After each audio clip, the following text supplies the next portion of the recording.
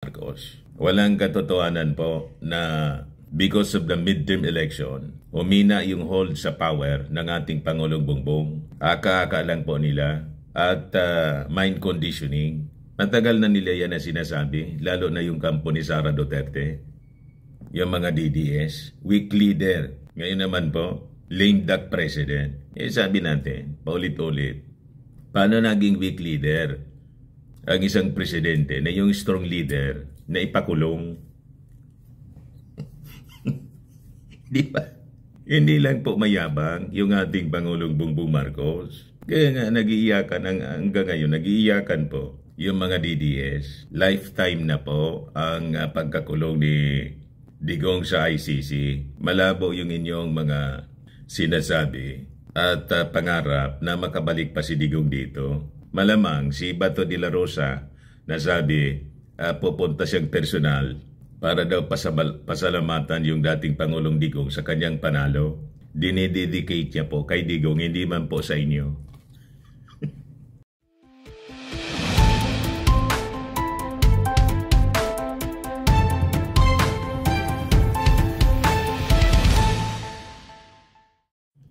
Ito po mga kababayan, si Dante Maravillas, vlogger, broadcaster from Albay.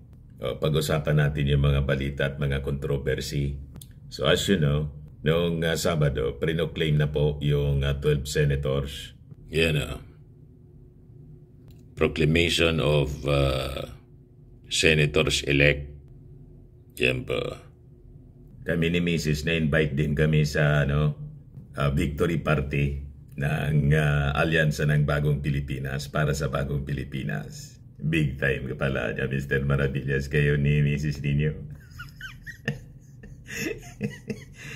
May nag-invite alangan naman hindi kami pumunta ni Mrs. Sino ba kami na hindi pupunta sa imbitasyon ng alyansa? Di ba? O ngayon, afterwards, ito na yung panawagan ng ating Pangulong Bongbong Marcos. Sabi ng ating Pangulo, we have to put politics aside. Yan tama po to mga kababayan. Put politics aside. Focus on nation building, sabi ng ating Pangulong Bongbong Marcos. Noong Sabado, kasabay ng proclamation ng mga bagong senador. Siya pa rin ang Pangulo po. Kaya lumuwas kami ni Mrs. to check kung si PBBM, siya pa rin yung Pangulo ng ating bansa. Confirm. Nakita namin ng personal, picture-picture nga kami ni Mrs. with the President. Kaya confirm talaga po. Yung mga pangarap ng mga DDS, malabo na po. Yung mga kwento ng mga DDS vloggers at sa mga dilawang analyst, mga kababayan, na umina daw yung hold ng ating Pangulong Bongbong Marcos. Kaya pinalilitaw nila, after the midterm election, umina na daw yung hold to power. Malabo po yung mga analysis ninyo. Pilit ninyo na pinahihina yung ating Pangulong Bongbong Marcos, but you failed. Bakit po? 6 sa mga kandidato ng alyansa, panalo. Yan yun ang kwintada po na tama. 6 sa alyansa yung panalo. 3 sa mga DDS. 2 sa mga dilawan, 1 independent. So, paano humina yung ating administrasyon, yung hold to power ng ating Pangulong Bongbong Marcos? And 86% mga kababayan, sa mga nanalong kandidato all throughout the world, congressmen, governor, mga mayors, lalo na po sa mga congressmen, 86% po galing sa koalisyon, galing sa Lakas CMD. Kaya nga po yung latest na balita na nakuha natin, si Speaker Martin Romualdez po, siya pa rin ang Speaker of the House based sa report ng Politico News. 250 plus ng more than 300 na mga congressmen supporting Martin Romualdez. Yan po, Martin holds the majority. Marcos over 250 solons back Romualdez as Speaker. Kasi po, majority sa ating mga congressmen, 86% po. Idagdag mo pa yung mga local officials na kaalyado ng ating Pangulong Bongbong Marcos. So ang Speaker of the House, si Martin Romualdez pa rin, with the overwhelming support ng Congress. Kaya mali na sabihin ng mga analyst po na mga dilawan, di man tayo nagtataka kung bakit gano'n ang mga analysis nila. Kasi po, pinupost din nila yung kanilang sariling agenda. Gusto nila malakas ang perception sa kanila ng ating mga mamamayang Filipino because yung target nila mga kababayan ay bumalik sa power by 2028 presidential election. Ganon. Kanya-kanya yan na propaganda. But the reality is, napakalakas pa rin po ng ating Pangulong Bongbong Marcos. Walang katotohanan po na because of the midterm election, humina yung hold sa power ng ating Pangulong Bongbong. Aka-aka lang po nila at mind conditioning.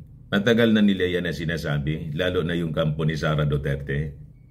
Yung mga DDS, weak leader. Ngayon naman po, lame duck president. Sabi natin, paulit-ulit, paano naging weak leader ang isang presidente na yung strong leader na ipakulong? Di ba? Hindi lang po mayabang yung ating Pangulong Bongbong Marcos. Kaya nga nag-iiyakan hanggang ngayon, nag-iiyakan po yung mga DDS. Lifetime na po ang pagkakulong ni Digong sa ICC. Malabo yung inyong mga sinasabi at pangarap na makabalik pa si Digong dito. Malamang si Bato de la Rosa na sabi pupunta siyang personal para daw pasalamatan yung dating Pangulong Digong sa kanyang panalo. Dinededicate niya po kay Digong, hindi man po sa inyo. You see, pati si Amy Marcos ang pinasalamatan mga kababayan, si Digong, si Sara. Tapos yung ating Pangulo, yung kapatid niya, nakalimutan daw niya. Ganon katindi, nalason yung kanilang isipan. But anyway, sabi nga, ang mga kasamaan nilang ginagawa, mga kababayan, may hangganan din yan. Di ba? O ngayon, balik tayo doon sa panawagan ng ating Pangulo. Tapos na yung eleksyon, so dapat tayo mag-focus sa nation building. Diyan yan, Mr. Maravillas. Di ba ang susunod na agenda, yung impeachment? Kasama yon sa nation building po, yung dapat ma-impeach yung vice presidente. Kasi yung public accountability, hindi man pwede natin na isantabi. Hindi po natin maipopost forward, maipapaangat ang ating bansa kung may mga opisyal po na pino-pull down ang progress. Pinipigil, sinisira, imbes tumulong po, namimirwisyo. So, kasama yon sa nation building na sinasabi ng ating Pangulo. Although, sabi ng ating Pangulo, hindi niya approve ang impeachment. Kasi, masama naman po na babanggitin ng ating Pangulo, magkaka-issue po yung mga DDS, sasabihin at natanggalin yung vice presidente. Hindi ba? Kaya hindi sila maka-issue. Kasi ever since, hindi po pinopost. Tinanong nga po kay Jose Castro kung ipoporso daw yung impeachment. Sabi ni Jose Castro, never man anyang pinorso ng ating Pangulong Bongbong yung impeachment. Kaya lang, dapat irespeto natin yung proseso. Kasi nga po, yung Congress in-impeach si Sara Duterte kasi may valid complaints. Nakita po yung mga anomalya. At during the investigation, ngayon, nasa na siya, nasa Senado na, so kailangan na ituloy po yung proseso. And this is, due process. Di ba? Kung mai-defend ni Sara ang kanyang sarili, makitang weak yung mga ebidensya laban sa kanya, then acquitted siya. Tuloy ang buhay. Di ba? Ganon lang po yan, mga kababayan. Dapat dumaan sa proseso at kasama yan sa nation building. Bakit kasama sa nation building? Kasi po, yung mga Duterte, mga DDS, ayaw nila ng progress. Lahat ng mga programa, kinukontra nila. Di ayaw nila ng progress. Ang gusto nila, progress ng buhay nila. Sila yung dapat nasa posisyon. Very selfish yung kanilang agenda. So ito yung sabi ng ating Pangulo. Put politics aside, focus on nation building. Sabi ng Pangulong Bongbong, yung campaign season na niya, tapos na. And the focus must the focus must now return to addressing the country's pressing concerns. O di ba? Iyan ang leader po. Kaya sabi dito, following the proclamation of the 12 new senators, President Marcos said it was time to move past the midterm elections and shift efforts towards promoting his administration's development agenda.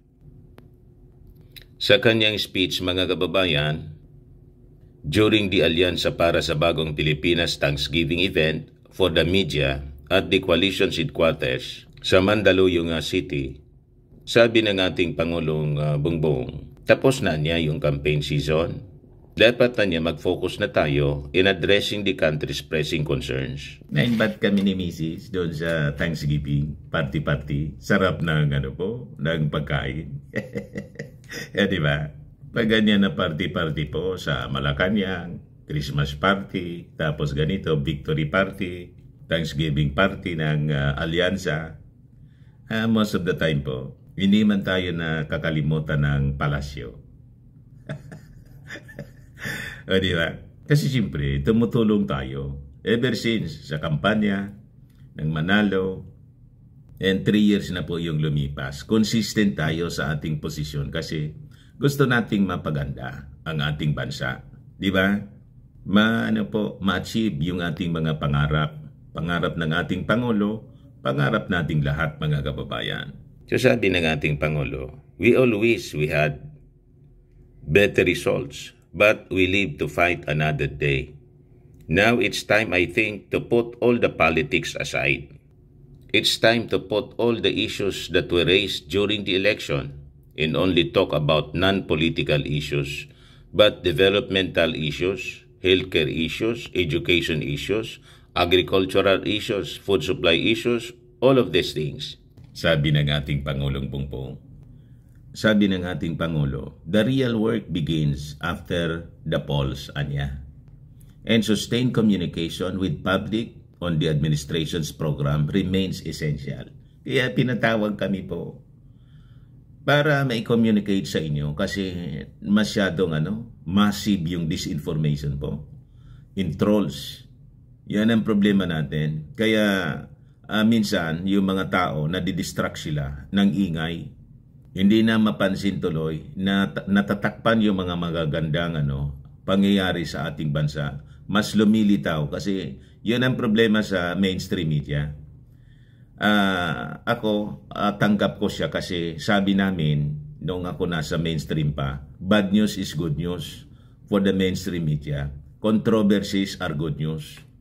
Pag walang controversy kasi po sa pananaw ng media, matamlay ang bansa. Dapat laging may controversy para laging pinapanood yung mga programs. Di ba? Ganun po. Kaya po yung mainstream media, mahilig mag-cover ng mga controversy. Kasi din, yun kasi yung natura din ng ating mga tagapanood. Di ba? Masyado silang mas interesado sila sa controversy kaysa sa magagandang balita. Kaya kami po, na mga vloggers, binabalance namin po yung mga magagandang accomplishments, mga magagandang projects, dapat po ma-communicate sa inyo. Kasi pag ganon, laging sinasabi ng mga critics, ganito anya, wala man anyang epekto sa amin. Kasi yung agenda nila mga kababayan, siraan yung gobyerno, then i-post din nila yung kanilang ambisyon. Ganon siya eh. Kaya wag natin hayaan po, lalo yung mga Marcos supporters, na malunod ng masasamang kwento, lalo na ng kasinungalingan, fake news, misinformation, dito sa social media.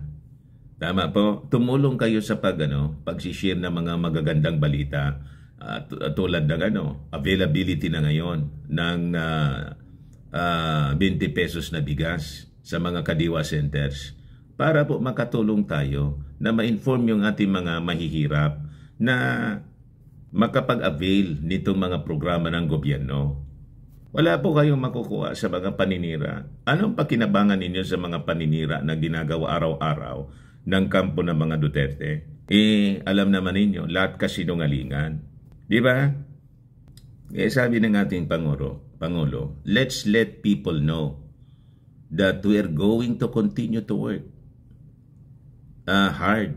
Now, in put that as I said, politics aside, we consider it, as a distraction for now. Put the politics aside and get on with the work of nation building. Kasi sabi ng ating Pangulo, lagi kong binibilang ang araw na natitira sa term ko at kailangang matapos natin yung mga nasimula natin. Marcos asked for the continued support of the media to help communicate the administration's effort to the Filipino public. Yan po yung pakiusap niya sa amin, sa mainstream media, pagkatapos sa social media. Kaya po pinatawag kami, ganoon. So sabi niya, I know that once again, as we did before, you'll do a very, very good job and make a success of whatever it is that we are trying to do. Ngayon, yung ating Pangulo naman po sa result ng eleksyon, realistic siya. Marunong siyang mag-accept ng reality. Siyempre, yung expectation niya, hindi naabot. Kasi siyempre, kinakampanya lahat. 12. Naging 11 na lang. Yung 11, mga kababayan, naging 6 yung panalo. Pero majority pa rin mga kababayan sa mga nanalo from the alyansa ng Bagong Pilipinas. Yung bilang 6, 3, 2, 1. 3 sa PDP Laban, 2 sa Dilawan, si Kiko at si Bam, at isa sa isang independent. Kaya sabi dito ng ating Pangulo, sabi dito sa balita, while acknowledging the coalition's midterm results were not as strong as he had hoped, Marcos expressed satisfaction with the media campaign, noting that the team succeeded in shaping public discourse. The media sector of our campaign was very successful, and I think we were able to put out and occupy the narrative space very, very well. He also reassured his allies that their work did not go unnoticed. Kung minsan hindi nakikita ang inyong trabaho, pero alam namin yan, sabi ng ating Pangulo. Pagka meron kaming nakikita in the media, alam namin that you are clearly working in doing your job. So yun mga kababayan, yung naging statement ng ating Pangulo. Na-invite po kami sa Bagong Pilipinas Headquarters po ginawa yung victory Allianza party. Ayan kami ni Mrs. Di ba? With our fellow vloggers, ito si Yusek Emerald Ridao. Kita ninyo si Supremo. Ilito lapit po. Yan binigay sa aming certificate ni Mrs. Dante Maravillas, Bagong Pilipinas Certificate of Appreciation and recognition of your valuable contribution, creative effort, and active participation in the campaign of Alyansa para sa Bagong Pilipinas during the 25 midterm elections. Your work helped bring our message to more communities and inspired Filipinos to believe in our vision of a better, stronger, and more united Philippines. Given this 17th May 2025 at Bagong Pilipinas Headquarters during the Alyansa Thanksgiving Dinner. Signed na Bota City Representative Tubi Chanco, Campaign Manager. Di ba? Ito rin yung Certificate of Appreciation in-award kay Mrs. Bella B. Maravillas. Di ba? Ayos na ayos po. Ayan si Congressman Toby Chanco. Di ba? Nakapapicture-picture na naman kami ni Mrs. kay President Bongbong Marcos. Ayan si Mrs. na nakasilip. Di ba? Ito po yung mga vloggers. Kasama ko yung mga other vloggers supporting the Alyansa para sa Bagong Pilipinas. Supporting our president. With Yusek Franz Imperial, Presidential Communications Office. Yan. Si Yusek Ridao, Emerald Ridao, Presidential Communications Office din. Ito taga Bagong Alyansa. Alyansa ng Bagong Pilipinas. Ito yung group picture with Congressman Toby Chanco. Si Yusek Emerald Ridao. Nakasilip. Yan po yung aming party-party. Kainan po. Di ba? Napakasaya, mga kababayan. Ang ganda-ganda ni Mrs. Yan yung mga pagkain po. Bagong Pilipinas Cafe. Sa headquarters po siya. May konting programa kami po. Kantahan, sayawan, parlor games, raffle. Ito na yung kainan. With the fellow vloggers.